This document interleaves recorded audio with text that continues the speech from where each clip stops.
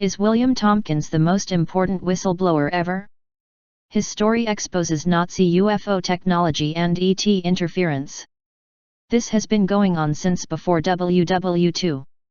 William Tompkins is one of the most incredible whistleblowers to step forward. The depth and implications of his testimony are nothing short of astounding. Of course, there will always be those who refuse to believe his story, since he is an ET, extraterrestrial, whistleblower. Tompkins claims he was part of an operation involving U.S. Navy spies who stole UFO plans and anti-gravity technological secrets from the Nazis during the height of World War II. He asserts he personally distributed some of these stolen secrets as information packages to the CEOs of leading American corporations involved in the military and space industries. Furthermore, William Tompkins says he actually worked alongside ET's Nordic alien women who looked indistinguishable from humans and who were working as his secretaries.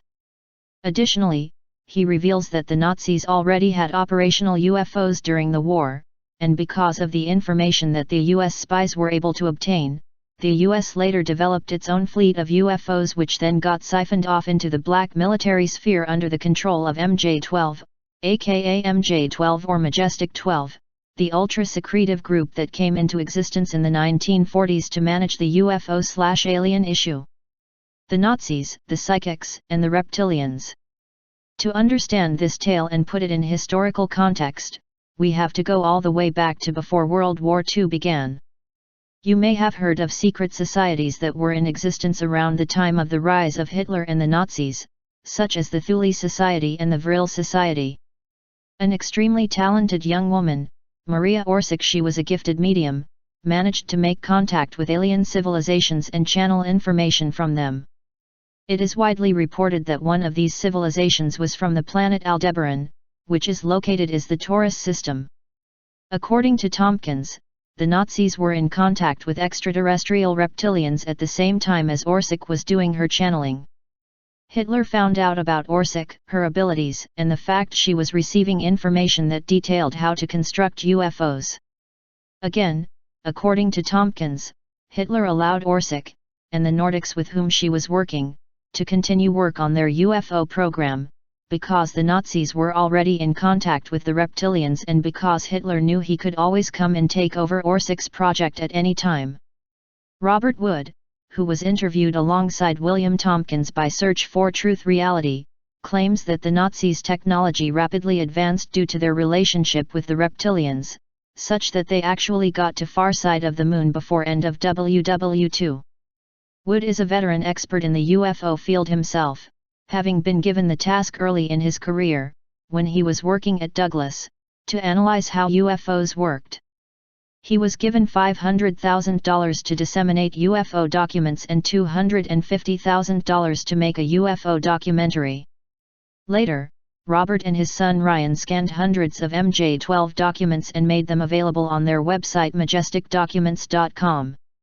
The Battle of Los Angeles, back in 1942, where it all started for Tompkins. Now, fast forward to 1942, where the tale begins for Tompkins. The world is exactly in the middle of World War II. The two brutal dictators Hitler and Stalin are commanding armies engaged in long battles with high fatalities on both sides. Meanwhile, unbeknownst to almost the entire world population except for a few insiders, the Nazis are deep into a secret UFO project. Having obtained plans and schematics from a group of female channelers, one of whom was named Maria Orsic, the Nazis already have operational UFO craft, such as the Honbu, top image collage. During all of this, almost on the other side of the world to Moscow, on February 24 to 25, 1942, UFOs fly over the LA sky for hours. Tompkins, who is still a boy in high school, watches the UFOs all night. The incident later becomes known as the infamous Battle of Los Angeles. Several weeks later he is pulled out of high school to work in the military, and his life takes on a whole new direction. William Tompkins gets closer to the ET secret. According to William Tompkins himself, he was recruited at a young age by the Navy due to his precocious ability to build highly accurate model ships. After working at North American Aviation and Northrop, he was hired by Douglas Aircraft Company in 1950.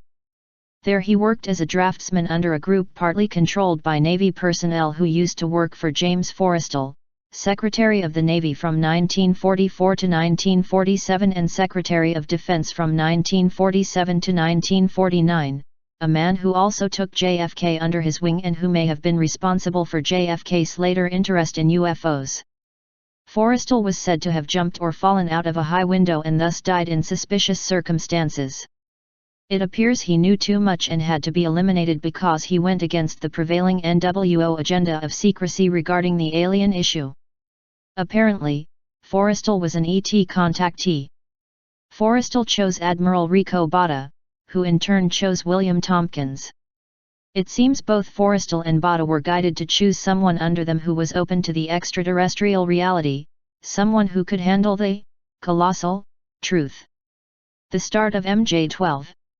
In interviews such as with Project Camelot and in his book Selected by Extraterrestrials, Tompkins reveals much of his story. He explains how the ultra-secretive group MJ-12 began not in 1947 after Roswell as many imagine. Tompkins explains it actually began in 1942 with the senior Douglas, the man who started the company Douglas. Tompkins states that right after Battle of LA in 1942, in order to handle the implications of UFOs openly showing themselves in the skies, that Douglas pulled some key men into a group, or think tank, which later became MJ-12. The group included 2 admirals and 2 generals, one of whom was Curtis LeMay, another man who disliked JFK and who, during the Cold War, was prepared to launch a preemptive nuclear strike against the Soviet Union. Robert Wood states that MJ-12 is mostly associated with Air Force, not other branches of the U.S. military. Stealing Nazi secrets. During WW II, U.S. Navy operatives were embedded inside the Nazi military. They were able to get data, including pictures, of the Nazi UFOs and relay the information back to the U.S. Tompkins explains how the information went through his superior, Rico Botta, who chose an ingenious way to handle the subject, by not classifying it all. If he had given it top secret classification or another high classification, it may have attracted unwanted attention. So, he chose to not classify it at all. This is the technique known as hiding the truth in plain sight. Tompkins was assigned the job of handing out packages containing this information to the CEOs and leaders of private military corporations. Unfortunately, the packets didn't contain good schematics or drawings of the Nazi technology, but were rather like chicken scratch with very little technical information. They even contained hieroglyphics, not the German language, since the operatives accessed the actual channeled information that had come via Maria Orsic. According to Wood, the U.S. Navy started back engineering UFO craft in 1942, with permission from Forrestal, before MJ-12 came into existence. It took the Navy around a decade to produce functional UFO craft, but they did so eventually. Tompkins went on to join TRW, an important space think tank which was formed around 1958-59 according to him. It also came out of a Douglas think tank, just as MJ-12 had. It had unlimited funds. Northrop borrowed money and bought TRW. They also bought the U.S. Navy's shipbuilding company that builds aircraft carriers so they could take their engineers to crawl all over 790 feet aircraft carriers so they could design a 1-kilometer spacecraft carrier. Our moon is a command center. In various interviews such as with Jeff Rentz, Tompkins puts forth his theory that our moon is not a natural object but rather an artificial object and command center. This aligns with what other researchers such as David Icke have warned about. Our moon doesn't rotate, and neither do other moons of other planets. Conventional physics explains this is because of a tidal lock, but is it perhaps because these artificial objects are hiding something on their dark sides facing away from their host planet? Tompkins states that when the first astronauts went to the moon, they were shocked to discover it was already occupied by Draco reptilians. He says the reptilians, over 9 foot tall, were standing there next to their advanced craft. He jokes that the reptilians gave us the finger, i.e. acted in an unfriendly manner. According to both Tompkins and Wood, the Reptilians had already made a deal with the Nazis. Amazingly, Tompkins himself claims he saw ancient structures on the far side of the moon and that he saw a floating building 1.5 miles above the lunar surface. For Tompkins, the entire Apollo 11 mission was a show. All the astronauts were Freemasons. He states that Freemasons put the plaque on the moon first, then got back in the module to do the Neil Armstrong show. Perhaps Armstrong should have said, "One small step for man, one giant leap for masonry." Finally, Tompkins goes deep into the conspiracy by saying that ultimately we don't own our planet, it is a laboratory for advanced ETS to conduct experiments upon us. Reptilian control of world governments. Tompkins states that although there are many ET species interacting with humanity right now, including Dracos/Reptilians which influence some groups and Nordics which influence other groups, that Reptilians basically control every government in the world. In his Project Camelot interview, Tompkins warns that if he talks about reptilians and their darkest activities which include eating humans and performing blood sacrifices, then some people will think it is so crazy that they will automatically shut down and discredit everything else he has said. Carrie Cassidy reiterates the philosophy of Project Camelot, that humans in general are not protecting themselves and are ignorant of the dangers of predatory ET species, and that therefore it is vital that those in the know go public with their knowledge and warn others, because not to do so equates to culpability. For what it's worth, Tompkins also offers his opinion that all recent US presidents, including Obama, have been reptilians who could change their form, but that Donald Trump is not one of them. Why William Tompkins? Nordic mind control. Nordic mind control may explain why Tompkins and why now. Tompkins tells a story in his Project Camelot interview that he come up with alternate design for the Apollo missions, and was able to present it to the top dogs as NASA, Werner von Braun and Kurt Debus. He got a large model and had to drive it, in the back of a truck, onto a highly guarded military base. Somehow, he got through with no papers and no need to show security guards anything. They even had a dolly right nearby to load and carry the model. Tompkins believes the Nordics have been helping him all along by clearing the way for him to do certain things. So why William Tompkins? He thinks he is being given the green light, while others like him are being threatened or having their families threatened. He thinks it is because of his association with Nordic ETS, specifically 2 women and 1 man who used to be his secretaries. As an aside, he did not know for a long time that he even had ETS working for him.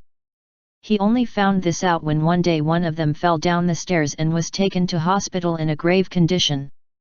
He overheard her admitting she was not who she said she was and answering to another boss or captain. Tompkins, everything you're told is a lie. William Tompkins likes to say throughout his interviews that everything you're told is a lie. He claims that many of the systems and sciences we pursue, such as astronomy, medicine, etc., have been seeded with lies to trick us. This harks back to his claim that every government on Earth right now is under reptilian control. Whether that turns out to be true or not remains to be seen, but certainly, so much deception has already been uncovered in so many areas of life that it is wisest to remain open to this possibility. Tompkins' tale reaffirms that the extraordinary story of humanity, and the depth of the worldwide conspiracy, cannot possibly be grasped without comprehending the reality of ET interference in our past and current ET influence and control over our affairs. Thank you William Tompkins for bravely coming forward with your story and knowledge.